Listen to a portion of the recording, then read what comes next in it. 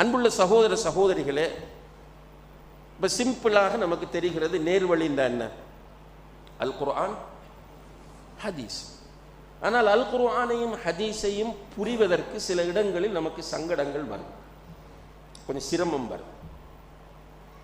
நம்ம புரிய போனோம் என்றால் வேறு வேறு விளக்கங்கள் வார மாதிரி எல்லாம் இருக்கும். அப்படியான இடங்களில் யாருடைய புரிதலுக்கு நம்ம முக்கியத்துவம் கொடுக்க வேண்டும்?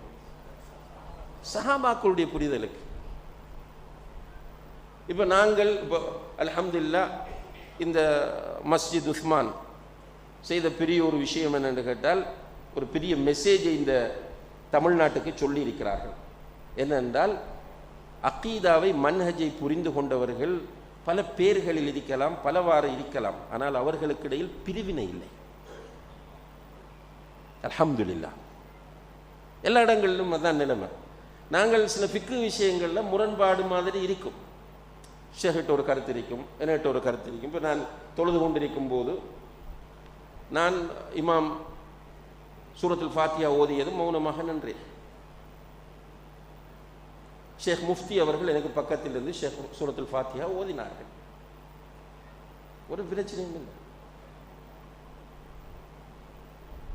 இது முரண்பாடு இல்லை, இது ஃபிக்ஹ், இது இஜ்திஹாத். என்னுடைய பார்வையில் நான் 2 கூலி உள்ளத்தை செய்கிறேன், அவர் 1 கூலி உள்ளத்தை செய்கிறார். அவருடைய பார்வையில் அவர் 2 கூலி உள்ளத்தை செய்கிறார், நான் 1 கூலி உள்ளத்தை செய்கிறேன். அல்ஹம்துலில்லாஹ் கட்டிப்பிடித்து முஆனக்கா செய்து 2 பேரும் ஒன்றாக பயணிக்கிறோம். அதுதான் உட்கார்ந்து காட்டினோம். இப்போ தமிழ்நாட்டில் இருக்கிற ஆக மூத்த உலமாக்கள் 2 பேர், அல்ஹம்துலில்லாஹ் ஷேக் அனிசுர் ரஹ்மான் ஹஃபிதஹுல்லா, ஷேக் எஸ் கமாலுத்தீன் ஹஃபிதஹுல்லா, 2 பேரும் ஒரே மேடையில். அவர் அஹ்லே ஹதீஸ், இவர் ஜாக். 2 பேரும் மூத்தவர்கள். என்ன முரண்பாடு? அது ஜாக்குடைய பணிகளை செய்யும், அஹ்லே ஹதீஸுடைய பணிகளை செய்யும். ஏனைய நிறைய தாயிகள், ஷேக் முஃப்தி தனியாக தாருல் ஹுதா என்று ஒரு நிறுவனத்தை வைத்து தாவா செய்கிறார்கள். அதுபோல மற்ற ஒவ்வொரு தாயும் ஒரு மதரசாவோடு இன்வோலாக இருப்பார், அல்லது வேறு ஒரு நிறுவனத்தோடு இன்வோலாக இருப்பார், ஒரு சென்டரோடு இருப்பார். எங்களுக்கிடையில் நாங்கள் அகீதாவை மன்ஹஜை புரிந்து கொண்ட எங்களுக்கிடையில் பிரிவினை இல்லை. நன்றாக புரிந்து கொள்ளுங்கள், நாங்கள் பிரிய மாட்டோம் இன்ஷா அல்லாஹ். அகீதாவில் மன்ஹஜில் முரண்பாடு வருகிற போது பிரிவினை வரும். அது இமாம் இப்னு தைமியா சொல்கிறார்கள், அஹ்லுல் பிதா அஹ்லுல் ஃபுர்கா. பிதத்வாத் என்று வந்தா பிரிவினை வரும். அஹ்லு சுன்னா ஹும் அஹ்லுல் ஜமா. சுன்னாவை பின்பற்றக்கூடியவராக இருந்தால் அவங்க ஒற்றுமையாக தான் இருப்பாங்க. பொதுமக்கள் நீங்கள் நன்றாக புரிந்து கொள்ள வேண்டும், சில மசாலாக்களை நாங்கள் காரசாரமாக பேசுவோம். பேசுறதை வைத்துக்கொண்டு நீங்கள் அதை அகீதா என்று எடுக்கக்கூடாது. நீங்கள் கேளுங்க, எங்கள்கிட்ட வந்து நீங்களாக முடிவெடுத்து நீங்களும் அதே வேகத்தில் பேச வேண்டாம். இது எங்களுடைய ஆய்வோடு சம்பந்தப்பட்ட விஷயம். அல்ஹம்துலில்லாஹ் இப்போ நம்ம தார மெசேஜ் என்ன? அகீதாவில் மன்ஹஜில் தெளிவாக இருக்கிறவர்கள் முரண்பட்டு பிரிந்து செல்ல மாட்டார்கள்.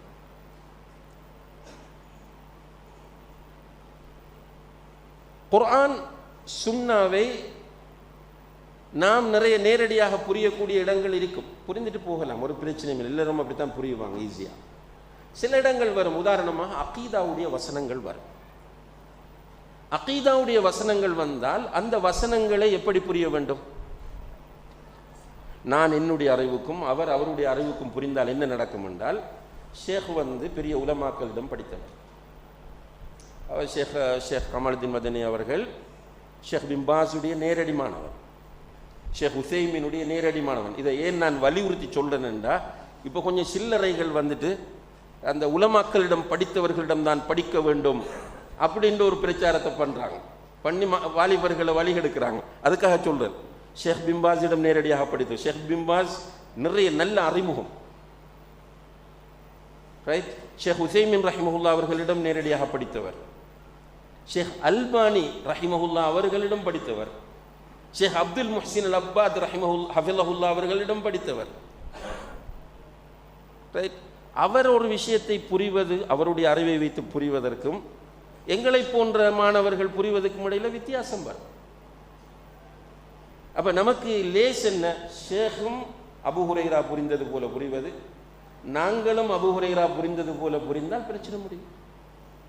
ஷேகும் அபுல் ஆலியா ரஹிமஹுல்லா புரிந்தது போல புரிந்தால், நாங்களும் அபுல் ஆலியா ரஹிமஹுல்லா புரிந்தது போல புரிந்தால் முடிஞ்சு விஷயம். ஏன் நமக்கு தேவையில்லாத சண்டை? இப்போ உதாரணமாக அர் ரஹ்மான் அலல் அர்ஷ் இஸ்தவா, குர்ஆன்ல எத்தனை இடத்துல வருது? எத்தனை?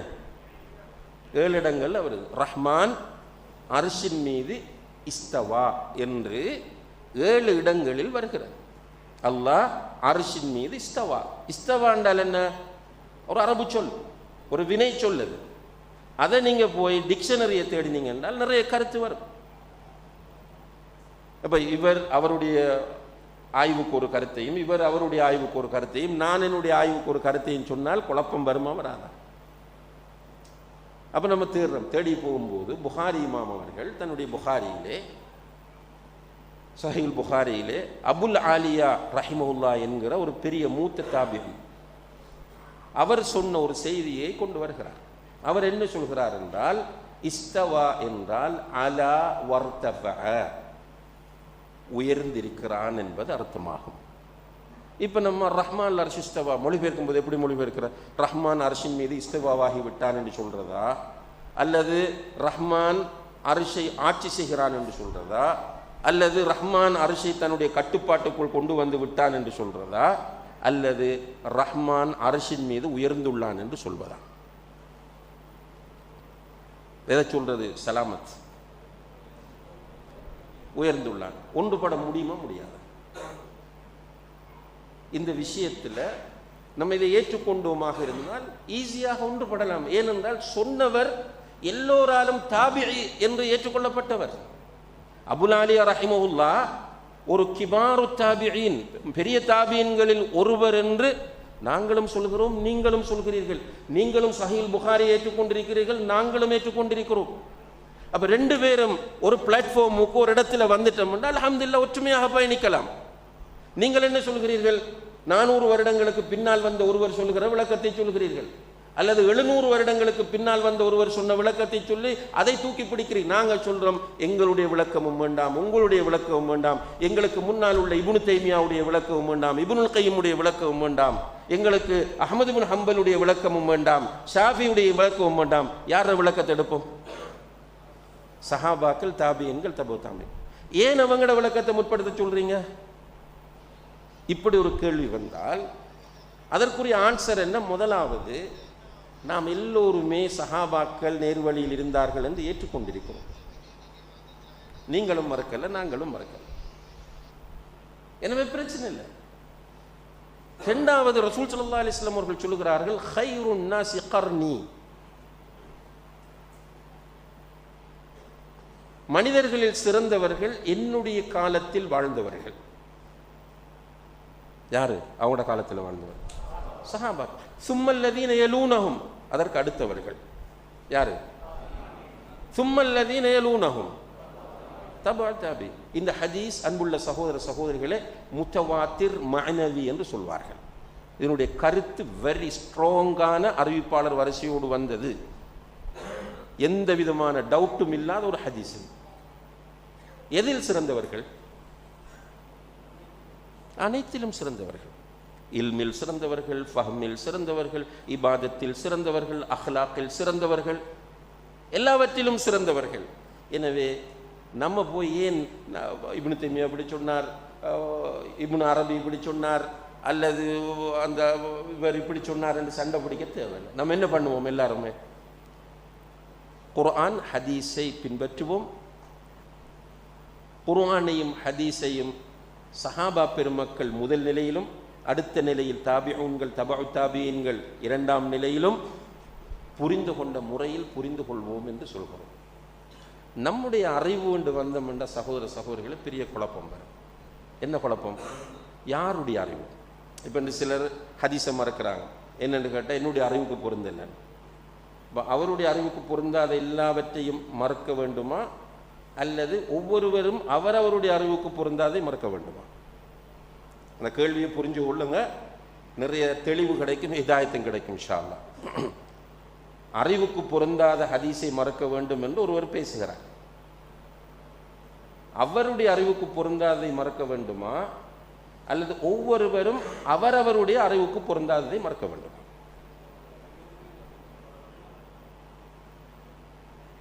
என்ன முடிவெடுக்கிறது? அவருடைய அறிவுக்கு பொருந்தாததை மட்டுமன்று அவரார் நபியா? அப்படித்தான் சொல்ல வாரார்? அல்லது இதை ஒரு கொமன் தியரியாக காயிதா ஆம்மா, என்னது, ஒவ்வொருவரும் அவரவருடைய அறிவுக்கு பொருந்தாததை மறக்கலாம், மறக்க வேண்டும் என்று வந்தால் ஹதீஸ் மிஞ்சுமா? ஒவ்வொருவருக்கும் ஒவ்வொரு அறிவு இருக்கிறது. ஸ்கூலுக்கு போகாதவருடைய அறிவு வேற, காலேஜுக்கு போகாதவருடைய அறிவு வேற, ஒரு துறையில் PhD செய்தவருடைய அறிவு வேற. அப்போ ஒவ்வொருவரும் அவருடைய அறிவுக்கு இன்னும் கொண்டு வர முடியாது. அவருடைய அறிவுக்கு மட்டும்தான் என்று சொன்னால் அவர் தன்னை நபி என்று டிக்ளேர் பண்ண வேண்டும். எனவே இந்த லாஜிக், இந்த ஆர்கியூமெண்ட் வழிகேட்டினுடைய அடிப்படை, நன்றாக புரிந்து கொள்ளுங்கள். எனவே அன்புள்ள சகோதர சகோதரிகளே, நேர்வழி என்பது கால அல்லாஹ் கால ரசூலுல்லாஹ், இதைத்தான் நம்ம பின்பற்ற வேண்டும். இல்லை இதையும் திரும்ப மாத்துறாங்க ஒரு குரூப். இப்போ வழிகட்ட ஒரு குரூப் என்ன செய்வாங்க, இவங்க சஹாபாக்களை பின்பற்ற சொல்லுகிறார்கள், ஒரு புதிய மதுஹபை உருவாக்குகிறார். நம்ம சஹாபாக்களை பின்பற்ற சொன்னோமா? எங்கேயாவது நம்ம பின்பற்ற சொன்ன யார்? நபியைத்தான் பின்பற்ற சொல்றோம். அல்லாஹ்வும் நபியைத்தான் பின்பற்ற சொல்லலாம். அத்தியுல்லாஹ வ அத்தியுர் ரசூல். நம்ம என்ன சொல்றோம் என்றால், பின்பற்ற வேண்டிய மூலாதாரமாகிய அந்த குர்ஆன் சுன்னாவை புரிவதில் உன்னுடைய அறிவுக்கும் இப்னு அப்பாஸ் ரலியல்லாஹு அன்ஹு அவருடைய அறிவு புரிதலுக்கும் இடையில் வித்தியாசம் வந்தால் யாருடைய புரிதலை முற்படுத்த வேண்டும் என்கிறோம்? அதுலேயும் எந்த விஷயத்தில் ஃபிக்ஹ சொல்லல, நம்ம சொல்ல அகீதாவுடைய விஷயத்தில் ஸ்பெஷலாக. அகீதா என்பது மறைவானது. சஹாபாக்கள் மிஸ்டேக் விட்டிருந்தால் அல்லாஹ்வுடைய தூதர் சுட்டி காட்டியிருப்பாங்க. சஹாபாக்கள் மிஸ்டேக் விடல், அவர்கள் நேர்வழியில் இருந்தார்கள் இன்ஷா அல்லாஹ். அதனால அல்லாஹ் சொல்கிறான், ரலியல்லாஹு அன்ஹும் வ ரது அன்ஹு வஸ்ஸாபிகூன அல்-அவ்வலூன மினல் முஹாஜிரீன வல் அன்சார். எல்லோரையும் அல்லாஹ் சிறப்பித்து சொல்லிவிட்டார். எனவே அவர்களை யாராவது குறை கண்டால் நன்றாக புரிந்து கொள்ளுங்கள், இதை மனங்களில் ஆழமாக பதிய வைத்துக் கொள்ளுங்கள். யாராவது ஒருவர் சஹாபாக்களை குறை காண ஆரம்பிக்கிறார், டேமேஜ் பண்ண ஆரம்பிக்கிறார் என்றால் அவர் ஒரு புதிய பித்அத்தை உருவாக்க ட்ரை பண்ணுகிறார். அது நானாக இருந்தாலும் சரி அல்லாஹ் பாதுகாக்க வேண்டும், ஷேக்காக இருந்தாலும் சரி அல்லாஹ் பாதுகாக்க வேண்டும். யாராவது ஒருவர் சஹாபாக்களை டேமேஜ் பண்ணுகிற மாதிரி பேச வந்தால் அவர் என்ன செய்ய ட்ரை பண்றார்? ஒரு புதிய பித்அத்தை உருவாக்க ட்ரை பண்ணுகிறார் என்பது அர்த்தமாகும். அல்லாஹ் பாதுகாக்க வேண்டும். எனவே அன்புள்ள சகோதர சகோதரிகளே, இந்த தலைப்பில் 2 அழைப்புகள் இருக்கின்றன. ஒன்று, சரியான அகீதாவிலும் மன்ஹஜிலும் இருக்கிறவர்கள் ஒன்றுபட வேண்டும் என்கிற அழைப்பு. உண்மையிலே அந்த அழைப்பு என்னை பொறுத்தவரையில் தேவையில்லாதது. ஏனென்றால் சரியான அகீதாவிலும் மன்ஹஜிலும் இருக்கக்கூடியவர்கள், அவர்கள் தமிழ்நாட்டில் இருந்தாலும் சரி, அவர்கள் கேரளாவில் இருந்தாலும் சரி, அல்லது அவர்கள் ஸ்ரீலங்காவில் இருந்தாலும் சரி, அல்லது சவுதி அரேபியாவில் இருந்தாலும் சரி, அல்லது அவர்கள் யமனில் இருந்தாலும், அல்லது அவர்கள் அமெரிக்காவில் இருந்தாலும், அல்ஹம்துலில்லாஹ் அவர்கள் முரண்பட்டு பிரிந்து செல்லவில்லை. அவர்கள் நிர்வாக தேவைகளுக்காக வேண்டி பெயர்கள், வேறு வேறு பெயர்களை வைத்திருக்கிறார்கள். ஆனால் அல்ஹம்துலில்லாஹ் அவர்களுடைய உள்ளங்கள் இணைந்து பிணைந்து இருக்கிறது என்பது தெளிவான விஷயம். அதற்கு மிக சிறந்த ஒரு சான்று இந்த இடத்தில் அவ்வளவு பேரும், கிட்டத்தட்ட ஒரு ப்ரொமினன்ட் தமிழ்நாட்டில் இருக்கக்கூடிய மிக முக்கியமான தாயிகள் எல்லோரும் இந்த இடத்தில் ஒன்று சேர்ந்து பேசி கலைந்திருக்கிறார்கள். அதே நேரத்தில் ஏனைய எல்லா முஸ்லிம்களும் ஒன்றுபட வேண்டிய ஒரு காலத்தில் நாம் வாழ்ந்து கொண்டிருக்கிறோம். எனவே நீங்கள் உங்களுடைய கண்களை இறுக மூடிக்கொண்டிருக்காமல், அல்லது நீங்கள் அணிந்திருக்கிற கண்ணாடிகளை சிவப்பு கண்ணாடிகளாக ஆக்காமல் மனம் திறந்து தெளிவாக பாருங்கள்.